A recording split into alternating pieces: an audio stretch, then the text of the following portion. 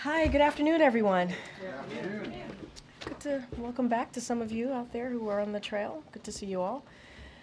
Okay, as you just heard from the President Biden, he spoke with President-elect Trump to congratulate him on his victory. He also assured him that he would direct his entire administration to work with his team to ensure a peaceful and orderly transition of power. That is what the American people deserve. He also spoke with the Vice President to congratulate her on a historic, inspiring campaign. And for some people, this election is a time of victory, and others, it's a time of loss. To state the obvious, Tuesday's night's results were not our team's desired outcome. There's going to be a lot of post-mortem analysis of what happened in the coming days, in the coming weeks, even in the coming months. And so I'm going to leave those questions to the election experts. That is certainly not my role today. But what you heard from President Biden is that the struggle for the soul of America since our very founding crosses generations and is always ongoing. It is still important today. The President and the Vice President accept the choice the country has made. And because the President has said this many times, you heard him say this moments ago in the Rose Garden, you can't love your country only when you win, and you can't love your neighbor only when you agree. The President also spoke to the importance of the integrity of the American election system. It's honest, it's fair, and it's transparent. And it can be trusted, whether you win or you lose. The President and Vice President are proud to be leaving behind the strongest economy in the world.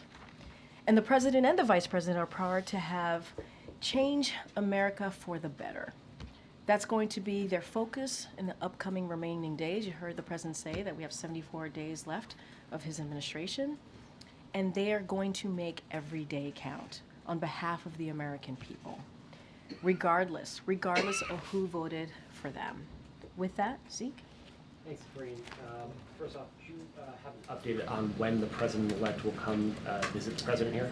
So as we said in our statement yesterday after the Vice President spoke at Howard University, our teams, the President obviously invited the President-elect to the White House for them to meet. Our teams, their team and our team are working on that, and we certainly will share once we lock something in the near future. Second, when the President spoke in the Rose Garden a little bit ago, one thing he did not do was take any accountability for his party's defeat on Tuesday night. Does he feel any sense of responsibility for the outcome? Does he feel he should have done things differently through the course of this campaign? So there's a lot there, and let me, if you don't mind, give me a second to unpack all of this, because I think it's important for the American people to hear this as well. Look, the President has spoken to this, and I'll say it again here. He was certainly inspired by the campaign that the Vice President ran.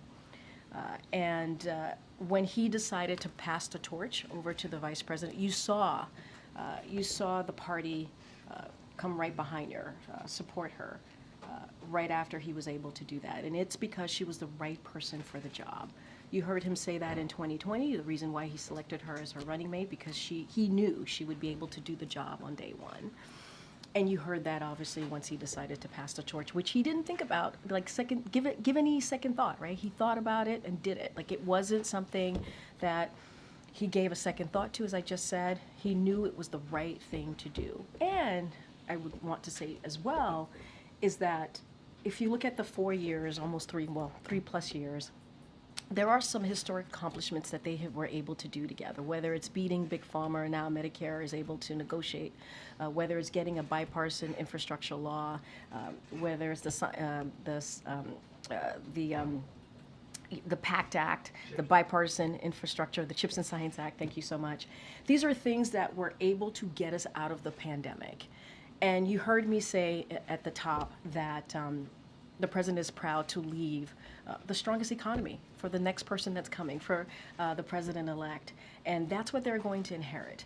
But with all of that said, and this gets to your question, despite all of the accomplishments that we were able to get done, there were global headwinds that because of the COVID-19 pandemic, obviously COVID-19 led to disruptions with the supply chain, and it had a political toll on many incumbents if you look at what happened in 2024 globally. And that's part of what you saw, right? You saw that there was a political toll on incumbent parties around the world here. Now, I'm going to be very mindful and leave the political analysis to the pundits. They're going to dig in, they're going to look under the hood, they're going to see exactly what happened. But what we saw 2 nights ago was not unusual to what we have seen from the incumbencies around the world on the global stage. To restate my question, does the president feel any responsibility for the outcome? The president understands that he's going to respect the will of the people. That's what he understands. He understands that the American people made a decision, and he's going to respect that. He believed he made the right decision. When he stepped aside, decided that he wasn't going to run, he automatically... Guys, here's the thing, and we can't rewrite history. We have to remember what happened in 2022. 2022 is a perfect example, actually, because when we came out of 2022 midterms, we saw a successful midterms for any new administration in over 60 years. And it was because of the president's policies. And let's not forget that all of the accomplishments that the president did, again, I had listed the bipartisan infrastructure legislation, CHIPS and Science Act, the Inflation Reduction Act. Those are popular with the American people. They are. Those policies were indeed popular. And that's what got us through the 2022 midterm. It was supposed to be a red wave. That didn't happen. And so coming out of that, we did see some historic markers there. And so the president believed that he needed to do. He's always going to put the American people first. When he decided to step down and endorse immediately the vice president, that's what he thought was the right thing to do in that moment, in that time. One last one for me. Sure, I'm sure.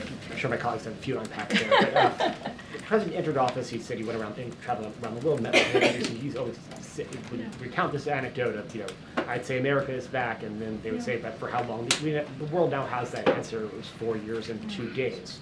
Does the president feel like he has let down America's allies and partners that now sort of the very different worldview than him will now be in the Oval Office? So look, I'm not going to get into what the president-elect is going to do, not going to do. I'm not going to do that. What I'm going to say is the president's message is going to continue to be the same. American leadership matters. How we conduct ourselves on the global stage matters.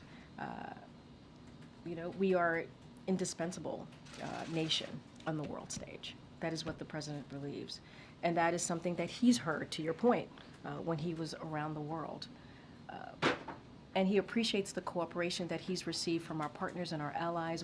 If you think about Ukraine and how we were able to make NATO stronger and get more than 50 countries behind Ukraine. When you think about what's happening in the Indo-Pacific to the Middle East, And so cannot speak to what the next administration is going to do. I can only speak to what the president was proud that he was able to do over the last 3+ years, and that's going to continue to be our focus, and that's what we believe is the right thing to do on behalf of the American people. Okay, Nancy. Thank you. Does the president have any regrets about when he chose to leave the race, or any regrets about deciding to run for a second term? So, look, the president is very proud of what he was able to accomplish. He was very proud, and when he made that decision to hand over the torch, pass the torch to the vice president, he believed it was the right decision to make at that time. He believed that she was ready. She was ready to lead on day one, and has been very proud in what he's been able to deliver. And as I was talking to Zeke, or answering Zeke's question moments ago, what we saw 2 nights ago was certainly very much in line to what we've seen in other G7 countries. In incumbencies, the role, the toll that the pandemic took, even though we were able to lead in the world when it comes to the economy, we saw what happened in other G7 countries. And so that is what we believe. Look, there's going to be a lot of punditry, a lot of election experts who are going to have their opinions, who are going to have their thoughts, but the president is very, very proud of what he's been able to accomplish, and incredibly impressed by what the vice president was able to do. Has the president been hearing from foreign leaders about the outcome of this election, and have they expressed any concerns to him? What has his message been to them? So, I don't have any calls to read out about the president speaking to foreign leaders. It's only been two days, as I just mentioned, and so don't have anything for you to read out. But it's very much, what I just said moments ago about his message to world leaders about how important it is to have our participation, Americans' leadership on the world stage, and what that means. And we've been able to see that for the last 3+ years, whether it's Ukraine, whether it's the Middle East, whether it's Indo-Pacific. A lot of that, making NATO stronger, was certainly the president's leadership, and that's what other allies and partners, that's what they rely on us on. And so we're going to continue to do that. That's going to be our focus in the next 74 days. I just don't have anything to read out. But our message is America is going to continue to be there. I can't speak to what the next administration is going to do. And the president said today that he's going to assist with the transition. Yeah. Has the Trump transition team been responsive? Have they taken the steps that need to be taken so far in order to ensure an orderly transition? If you're talking about the MOUs that the transition teams need to sign, as of now, the Trump-Vance transition team has not yet entered the agreements with the White House and the General Services. And our Chief of Staff, Jeff Zients, reached out to the Trump-Vance co-chairs. And so we're going to leave that line of communications open. We're going to be helpful here. We want to have an effective, efficient transition of power, and so we are ready to provide that. As you know, the president invited the president-elect, Donald Trump, to come to the White House, and so once we lock that in, we certainly will share that with all of you. But we're ready. We're ready to assist. We've been trying to be there and be ready to assist in any transition, with this, obviously, this transition. And so we're going to reach out, have those conversations, and so I'll just leave it there. Okay. Thanks, Karine. Does President Biden believe he could have won if he stayed in this race? President Biden believes that he made the right decision when he decided to step aside and immediately endorsed the vice president, and you saw the party come behind her, support her, and he believed it was the right thing for the American people. He put himself aside. This was not about him. This is about what was right for the American people, and that's what he believes. He believes it was the right decision to make, and he's very incredibly proud. And just to follow up on the previous questions, the president said when he stepped aside that his #1 priority was making sure that Vice President Harris would succeed him at the White House. That, of course, is not going to happen. So does he have any regrets? In which way? Any regrets in how it all played out? Since I mean, I said this at the top. This was not the outcome that our team had wanted. So are we disappointed? Yes, we are disappointed. It would be false for me to say that we were not. But we also respect. We respect the outcome of the election. We respect what the American people voted for, wanted. And so because of that, the president is also going to make sure there is a peaceful transfer of power, because that's what the American people deserve. And so, not going to get into analysis here of specifics of what happened, but what we know is the results. And so, are we disappointed? Of course. Of course. But it is important to make sure that what the American people decided on, what it is that they wanted to see, that we respect that, and we'll do that. Now, what are the president's top priorities in the next 70 or so days? When Trump comes in, he could undo quite a bit of what President Biden has put in place through executive action. So a couple of things. Again, I'm not going to get into hypotheticals here about what the president-elect is going to do or not do. I can tell you a couple of our things that we're going to focus on in the upcoming 74 days. And we're going to make sure that we keep the government open. We're going to deliver assistance for communities devastated by Hurricanes Helene and Milton and other recent disasters. We're going to pass the NDAA, that's important. And we're also going to make sure that we confirm well-qualified judicial nominees. That's going to be certainly our focus in the next 74 days. And I'm just not going to get into the next administration, what it is that they're going to do or not do. I can speak to what our focus is going to be. Gotcha. Karine, in 2020, President Trump did not invite then President-elect Biden to come to the White House. President Biden has elected now President-elect Trump to come. I'm curious if that was a hard decision for him, given that he didn't have that offer 4 years ago. So, look, you mean a hard decision for him to make, President Biden to make right now? Biden now. I mean, you've covered the president for a long time. I think you covered him when he was vice president. You know Joe Biden, right? You know that this is a person that cares about the American people, that respects the office. And if anything, he has shown that not just the 3+ years, he has shown that as senator, as vice president.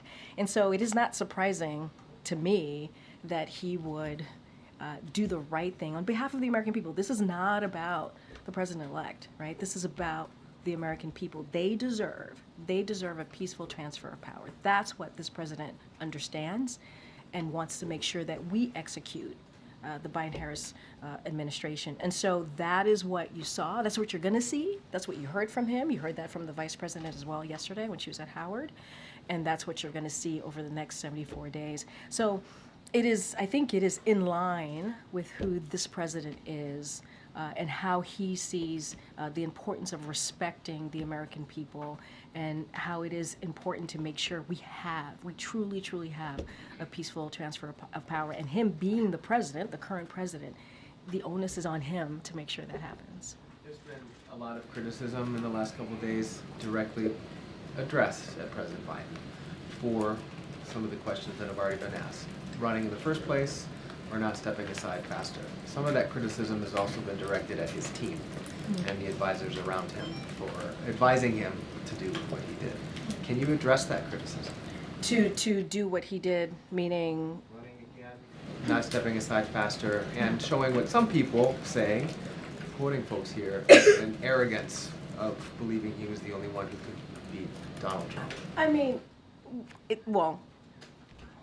you said something at the end that I do want to just kind of reiterate and remind folks, and it was a good reminder to me, which is like, look, this is the president who has been the only person has been able to beat Donald Trump. I mean, that is true. In 2020, he was able to do that. There were more than 20 candidates who tried to beat him, and he was the one that has been able to do that. I talked about what happened in the midterms, how it was historical for a new administration in more than 60 years to have been able to have that type of outcome from the 2022 midterms when everybody said it would be a red wave.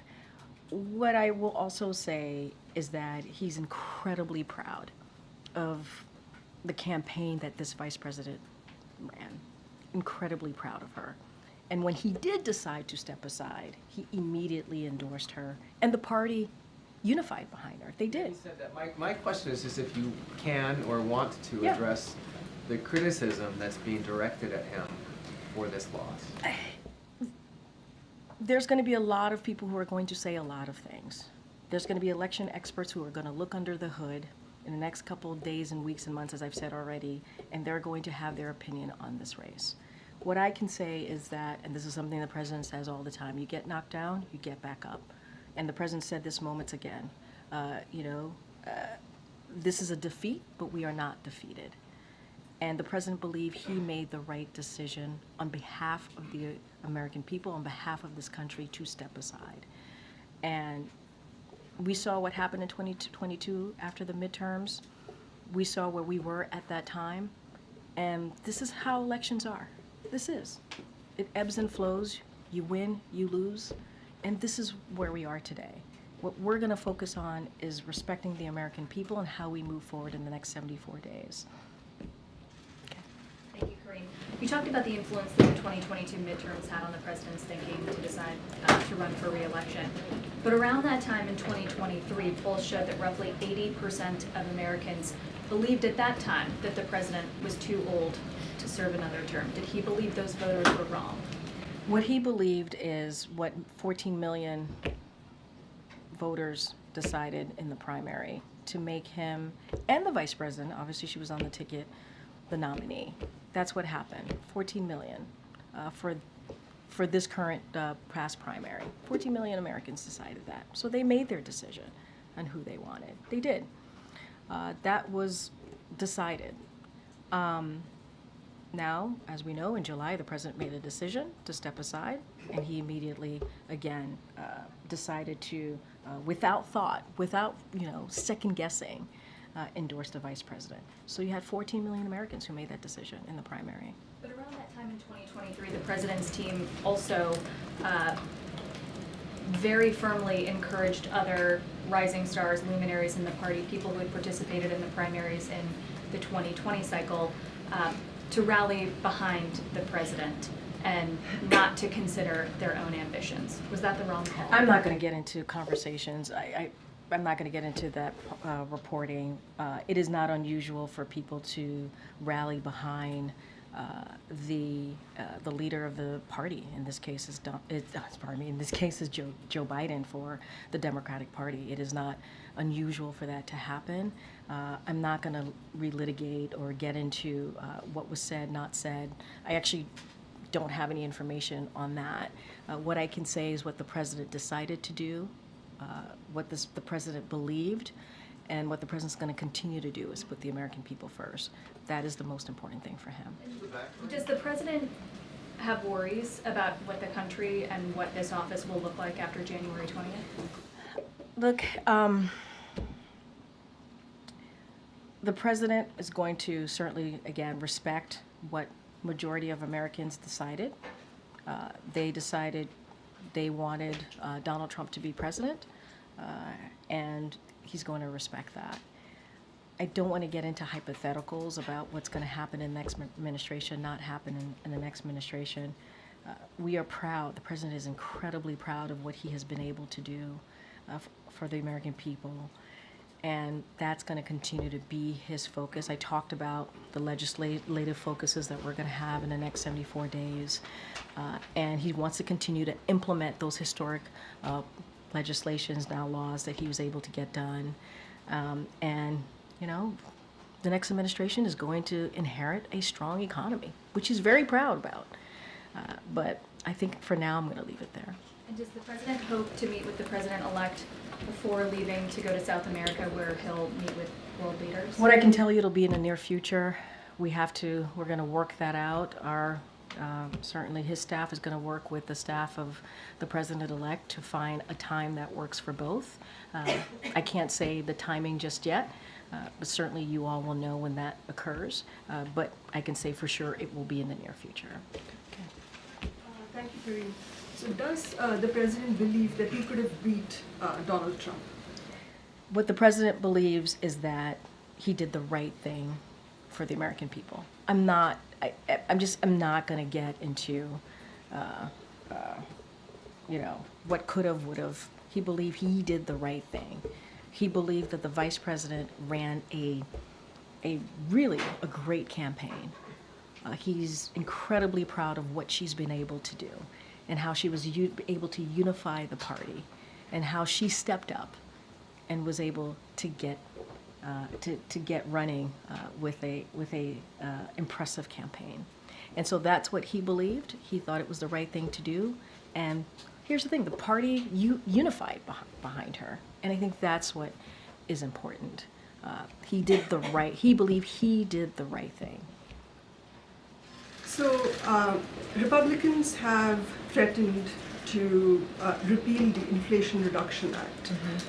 Does the White House have any plans to take any actions to safeguard some of the measures, such as clean energy investments, for instance? So a couple of things. I do want to talk about the Inflation Reduction Act. That is a popular piece of legislation, obviously, that became law.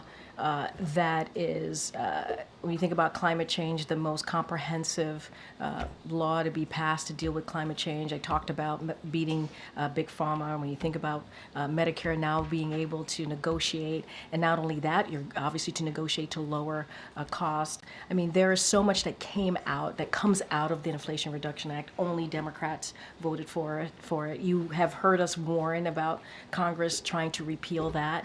And it is popular. We saw what happened when they tried to repeal the ACA, the Affordable Care Act, which became popular and helped tens of millions of people get health care. And so that should be a warning for them. That should be a warning for them, not to go after something that actually helps the American people, that actually delivers on key priorities, and that is actually popular. So I'll leave it there. Go ahead, John. Thanks, Karine. One of the issues debated, discussed quite a bit during the course of the campaign was the issue of reproductive rights. Is the White House, the president, concerned that with a Republican in the White House, Republicans controlling the Senate, a super conservative majority on the Supreme Court, at the very least, we don't know what's going to happen in the House, that reproductive freedoms for women will be rolled back? I mean, that is something that we have said consistently that we are concerned about. I believe 3 national bans on abortion were introduced in Congress. This is something that Republican elected officials continue to go after, the rights for women to make decisions on their own body. Very difficult decision, a decision that should be kept between a woman, her family, and her doctor. And so, it is incredibly concerning. And we're talking about women across the country whose health could be at risk. And so what I can say is the president and the vice president is going to continue to stand with majority of Americans on calling on Congress to restore the protections of Roe v. Wade. That's what we want to see. Are we concerned? Yes, we're concerned. Nothing changes about our concern about that post-election. And Republicans in Congress have made themselves very, very clear. And so we're going to do everything that we can. When we have taken steps to protect women and this decision, important critical decisions that they have to make. And so that will certainly continue. You said the vice president ran a great campaign, and yet she underperformed in every state compared with President Biden when he ran in 2020. Why do you suppose that was? I'm not going to do punditry from here. That is not something that I'm going to do. I'm not going to dive into the data. I'm not going to do that. There's going to be plenty of time for election experts to look under the hood, to tinker around in it, figure out what happened. I'll leave that to them to deal with. But I would say she ran an impressive campaign. Some of you reported that. What she was able to do, it was impressive. How the amount of money she was able to raise, how she was able to put together a campaign around her, right? A campaign that obviously the president built and was happy to hand that over to her, and she stepped up to the moment. Now there's going to be a lot that's going to be discussed about what happened, the data, exactly what occurred, and so I'm going to leave that to them. But what I will say, and I think this is just a data point that I've been talking about what we've seen in G7 countries, what we've seen with incumbencies after the pandemic, because what the disruptions that the pandemic caused, even though we did what we did everything that we could to have policies to get us out of the pandemic and leading the world on the economic front. There were political toll, right? The pandemic led to some political tolls for incumbencies. That's just a data point that I'm sharing with all of you that has been consistent to what we've seen with G7 countries. And so I'll just leave it there. Go ahead, Karen. Thanks, Karine. We heard the president say recently in the summer that the former President Trump's vision for America is dark and that it's not who we are. But given the results on Tuesday night, does he think he misjudged where the country is right now? Look, the country spoke. They did. Majority of the country spoke. They were very clear on where they wanted to see the direction of this country. And we're going to respect that. We are. We're going to respect that. But to your question about what the president said, the president always believes it is important to be honest. He sees it as an obligation to be honest to the American people. And that's what you heard from the president that said there. But again, American people made a decision. We're going to respect that. We're going to have a peaceful transfer of power. That is something the president is going to lead, right? He's going to lead by example. That's what you're going to continue to see in the next 74 days. Thanks, Karine. Picking up on that point just a little bit, earlier you said that the White House's view when it came to reproductive rights did not change from pre and post-election. The president repeatedly referred to Donald Trump as a threat to democracy over and over again. And this morning, though, he said we're all going to be okay.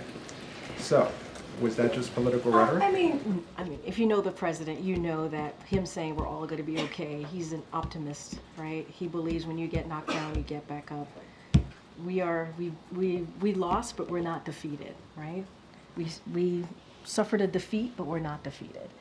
And that is the president's optimistic nature. And it's very similar to the question that I just got from Karen. The president believes, as you asked me about the threat to democracy, believes in being an obligation to be honest to the American people. And we cannot forget, it wasn't, just really quickly, it wasn't just the president who was saying this, right? I mean, you had the former president, now the president-elect, talked about an enemy within. Right? He talked about mistreating Americans who disagree with him, about terminating the Constitution. We heard from his former Chief of Staff, John Kelly. And let's not forget the former Defense Secretary, Mark Esper. We heard from them and what they had to say. So we weren't the only ones saying that. And the president does believe that he needs to be honest, has an obligation to be honest to the American people. Now we're in a situation where the American people have spoken, and we're going to respect the outcome of the election 2 days ago, because we have to respect our election system. It's important to do that. And at the same time, he's still a leader. He wants to make sure that he shows optimism, right? He wants to make sure that people understand that there is a tomorrow, right? There is going to be another opportunity to have your voices heard. And so that is very much quintessential Joe Biden, I think, if you have followed him and really reported up on him for the past several years. To be clear, you still believe that Donald Trump is a threat to democracy? I think that the president was very clear what he stated, and it was very honest. And what we are trying to do, and I get your question, what we are trying to do is respect what the American people decided. We're not trying to cause any divisions here. We're trying to be very respectful of what the American people, but again, when he spoke, he wanted to be honest with the American people and shared what he believed, and it wasn't just him. But right now, we want to move forward. We want to make sure there's a peaceful transfer of power. That's what the American people deserve. On another topic, do the election results ramp up the urgency to get more aid to Ukraine? So look, I think in September, the president talked about surging aid to Ukraine, and we've been hearing us kind of announce aid to Ukraine over the past several weeks, if not months, and so that's not going to change. We're going to surge and get that out there to Ukraine. We understand how important it is to make sure they have what they need.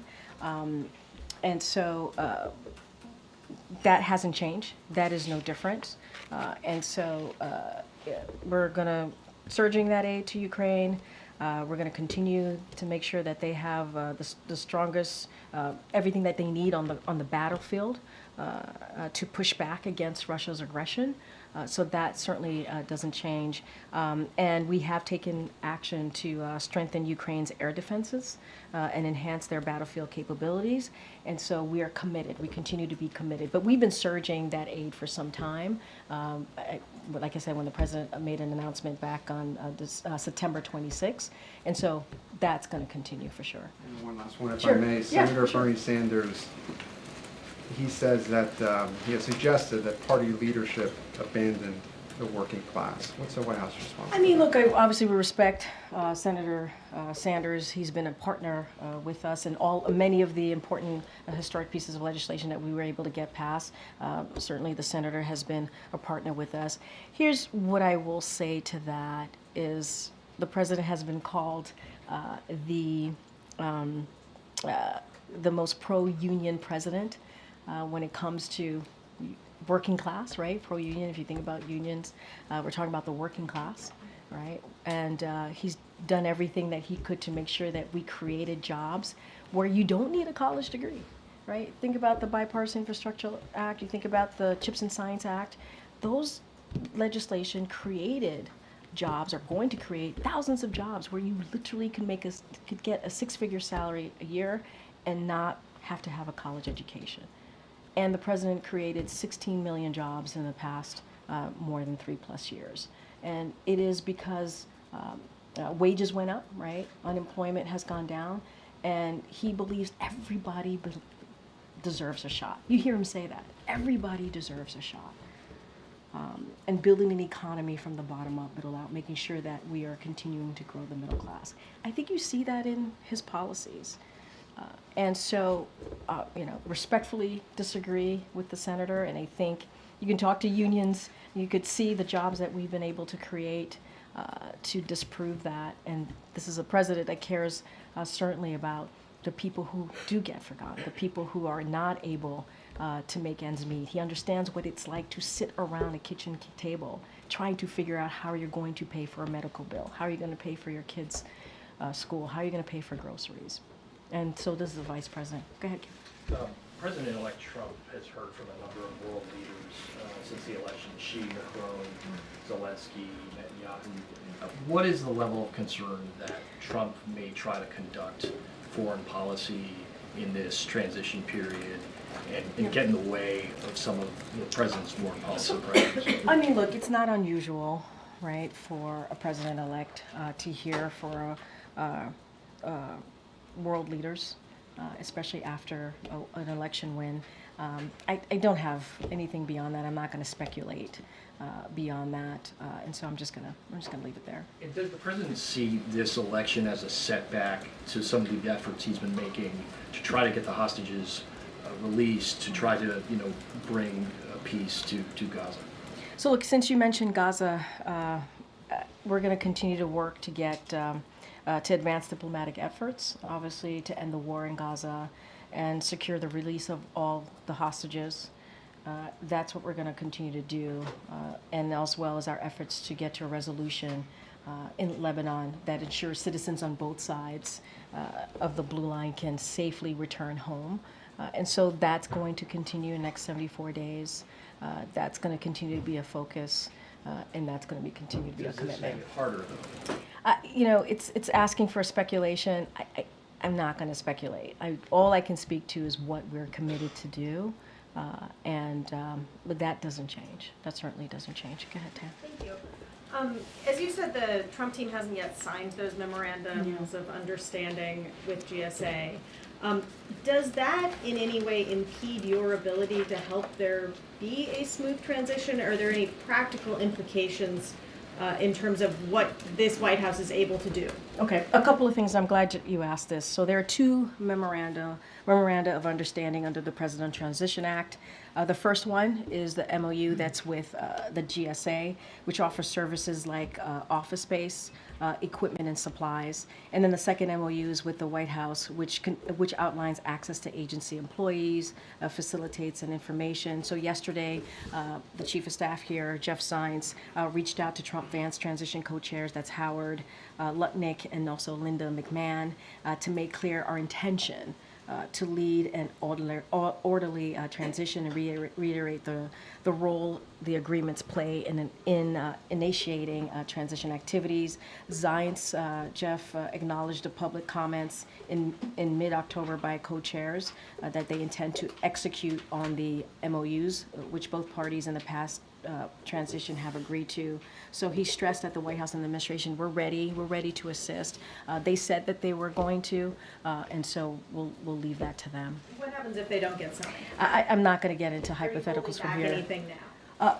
I mean, look, we're here to assist. We want to have a peaceful transition of power. We want to make sure they have what they need. I laid out, there was a reason I wanted to lay out the 2 MOUs for folks to understand.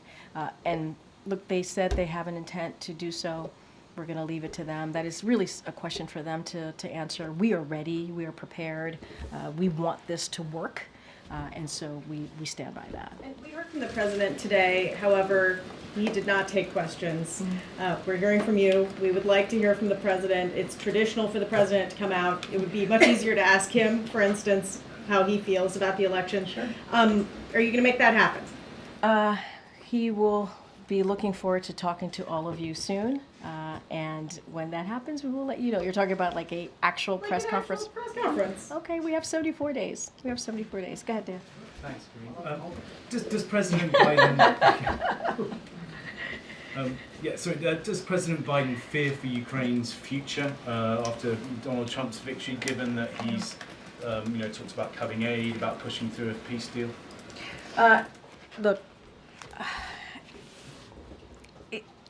and I've been pretty consistent the past couple of questions. I don't want to speculate what the administration is going to do or not do. I'm going to focus on today. I'm going to focus on the next 74 days. That's what I can speak to. As you've seen, this president, our allies and partners have rallied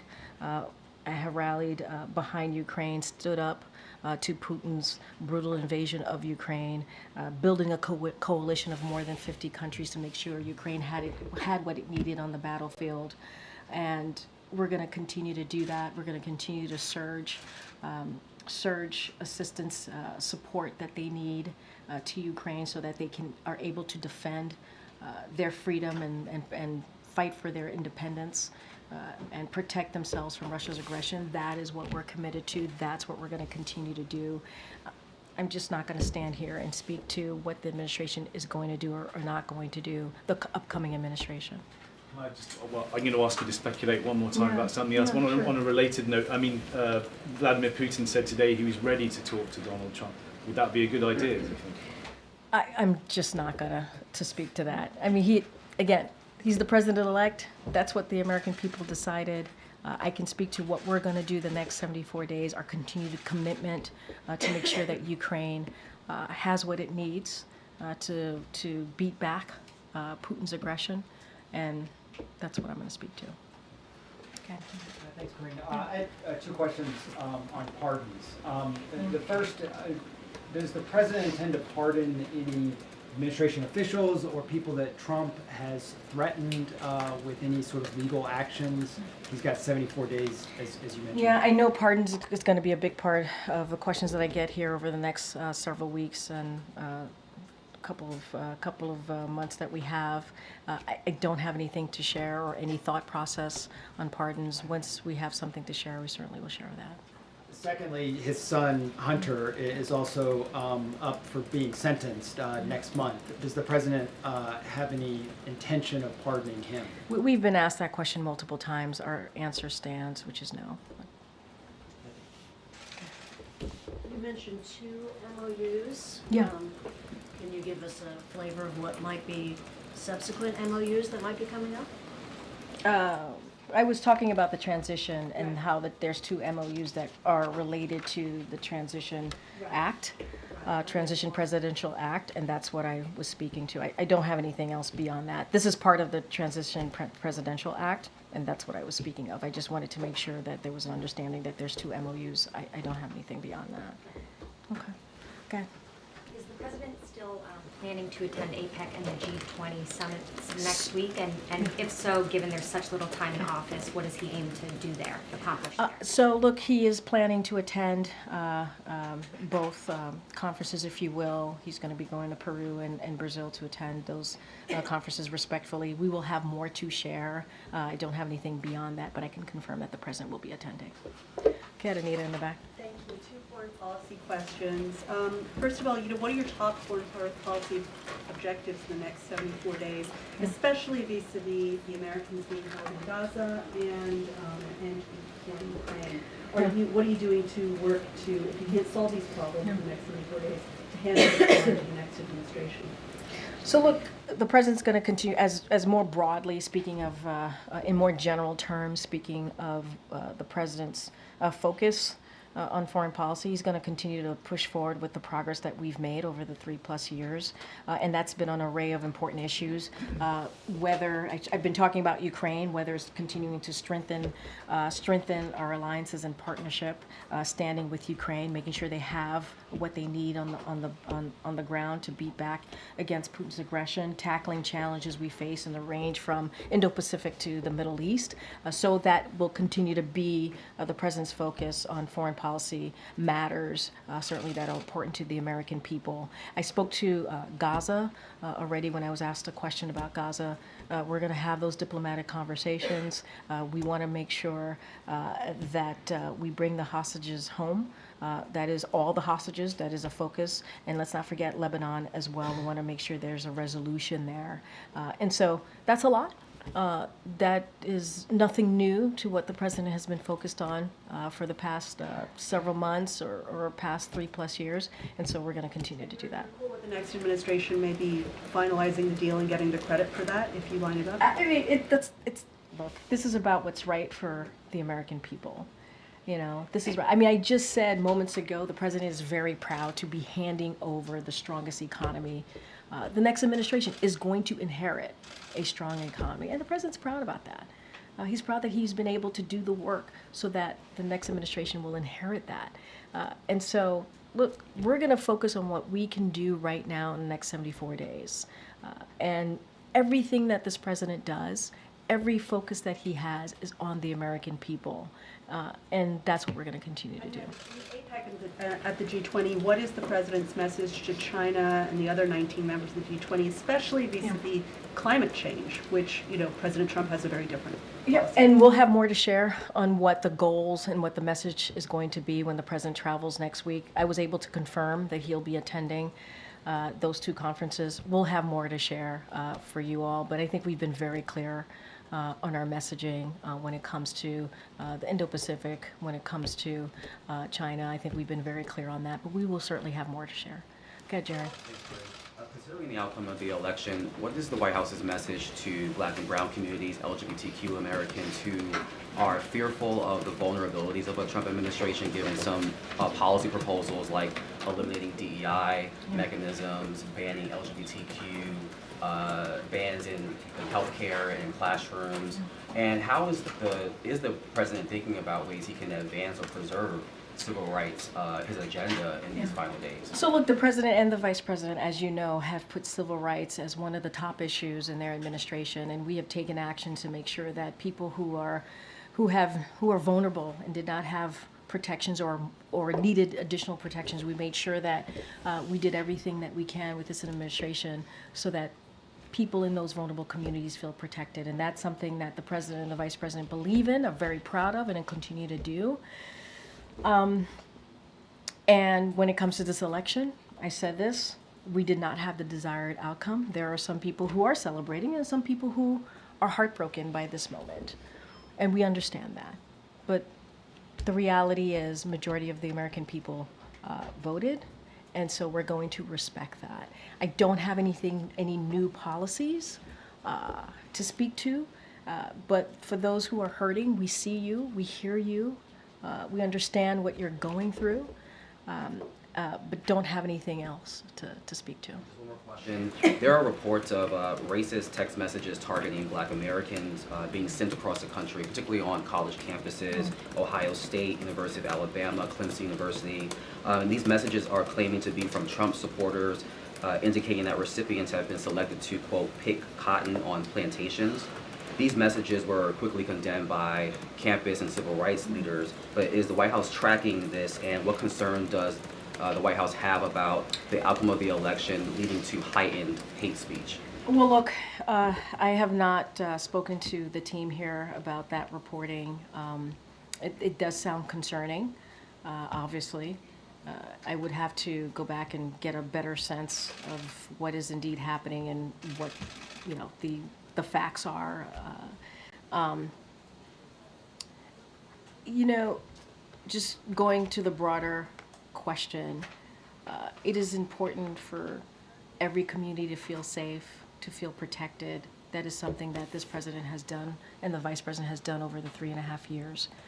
We understand how vulnerable communities can feel, and it is important that we do that. And I think that's why in the next 74 days, the president wants to lead by example. That's why we keep talking about a peaceful transfer of power. That's why we keep talking about the importance of the election system and the results, because he believes it's important to, again, lead by example as President of the United States. And that's what we're going to do here.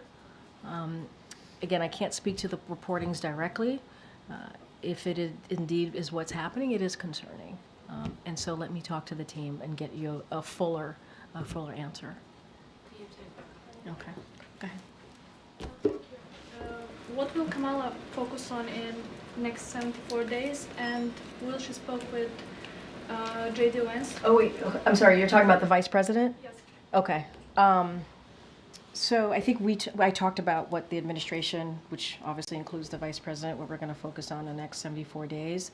I will have more to share with you about a potential meeting with the vice president and the incoming vice president, J.D. Vance. Don't have anything to share with you at this time. Go ahead, Brian, in the back. Thanks a lot, Karine. You know, Donald Trump had classified documents at Mar-a-Lago that he did not secure.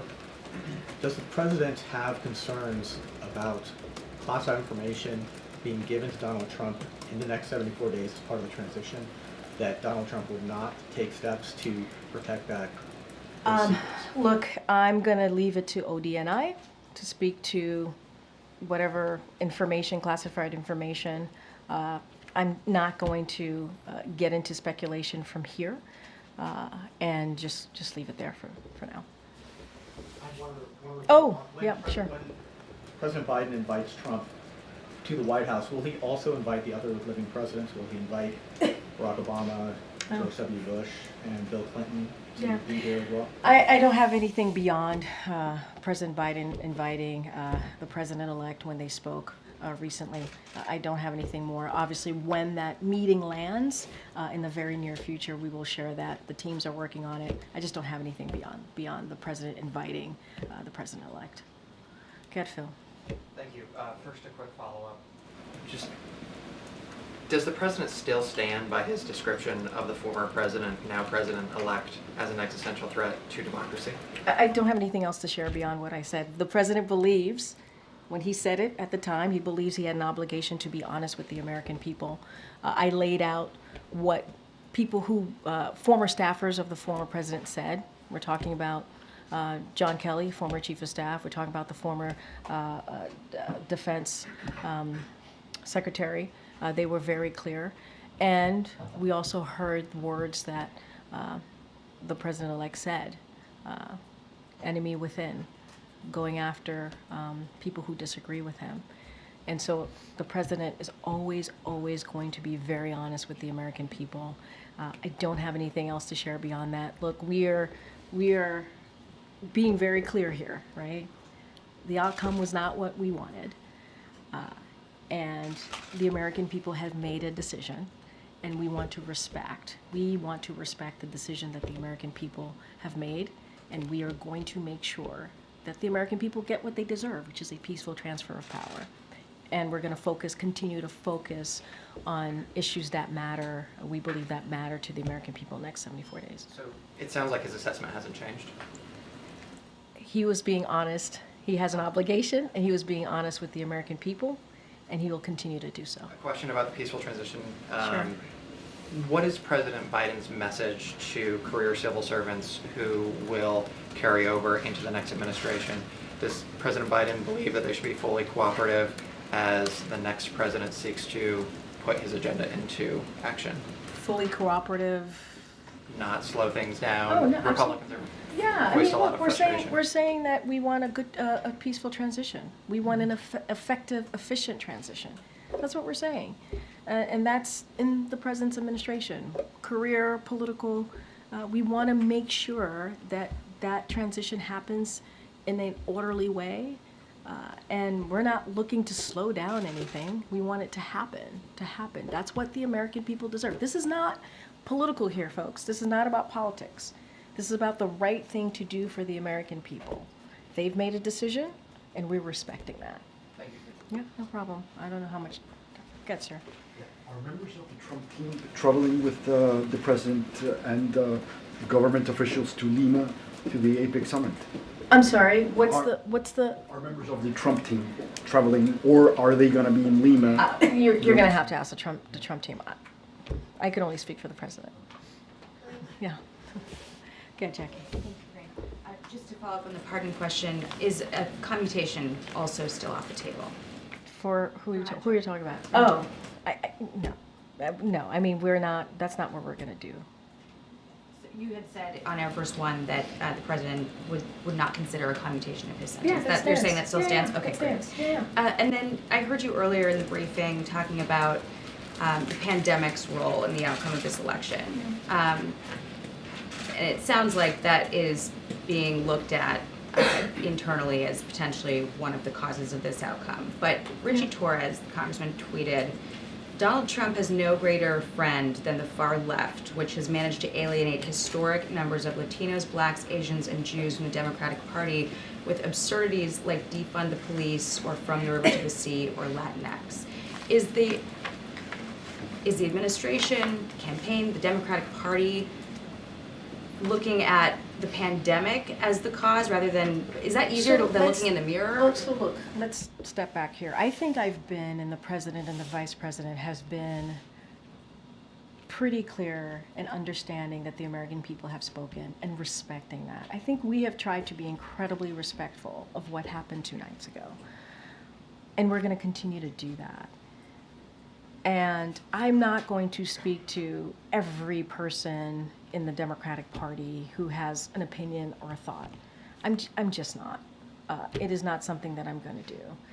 I talked about the political toll on incumbent parties around the world as a data point, right? As something that we have seen pretty consistently with G7 allies in this time. And obviously, one of the things that occurred was the pandemic. It did. It caused disruption. It caused the supply chain to be disrupted and and caused the economy to be turned upside down. While we put policies, and we are in fact leading the world on the economy, it doesn't stop the fact that there has been a political toll for incumbents. That is something that I'm telling you as a data point to share, because we know that you guys would have questions. That's a data point that I'm using. And I'm also saying that there's going to be election experts in the next days, weeks, months, who are going to, again, looking under the hood, kick the tires, trying to figure out exactly what happened 2 nights ago. And so they're the pundits. They're going to speak to that. They're the experts, and so we'll have more information as they look at the data. And so we'll leave that to them. And so I'm offering you our perspective, our thoughts, how we're going to move forward in the next 74 days. And I think what Americans should be assured of is that this is a president that's going to put the American people first. That's what people can be assured for. Is examination happening at all inside though? Because as Gabe mentioned, this administration messaged to millions of Americans that they're going to wake up the day after the election if Trump won and have their rights stripped away, that democracy would crumble, and the president said today we're going to be okay. So how do you square that? I can square that. I'm going to square that in a way that hopefully makes sense, because I've been answering this question multiple times. The American people made the decision. There was an election 2 nights ago. There was. And it was a free and fair election. And we respect the election process. We do. And Americans spoke. And so the job of the president is to make sure we respect that. The job of the president is to make sure that we have a peaceful transfer of power. That is what the American people deserve. And that's what we're gonna, it's not complicated. It's truly as simple as that. As simple as that. The president called the president-elect, invited him to the White House. You know why? Because that's customary. That is customary. That is what you do. If you respect what the American people decided, that's what you do. And that's what the president's going to make sure that the Trump transition has what it needs, which is being led obviously by our chief of staff here. Why? Because the president wants to lead by example. It's not complicated. It really isn't. And you know, that's important. Is the message to people who are fearful based on what the messaging was about the stakes? Well, now you're just twisting everything around, and that's really unfair. No, it is. No, Jackie, it's unfair because I've been standing here trying to be very respectful to what happened the last 2 nights ago. Being respectful. I've been standing here saying that we respect the decision that the American people made. I've been standing here and saying that the president's going to put the American people first. I've been standing here talking about how the president's going to make sure that they get what they deserve, which is a peaceful transfer of power. I do not appreciate having my words twisted. That is, I have been very clear, very clear about what the president wants to do, and the vice president. We want to make sure that we deliver for the American people. They deserve a peaceful transfer of power, and that's what you're going to see. Thanks, everybody. Have a good day.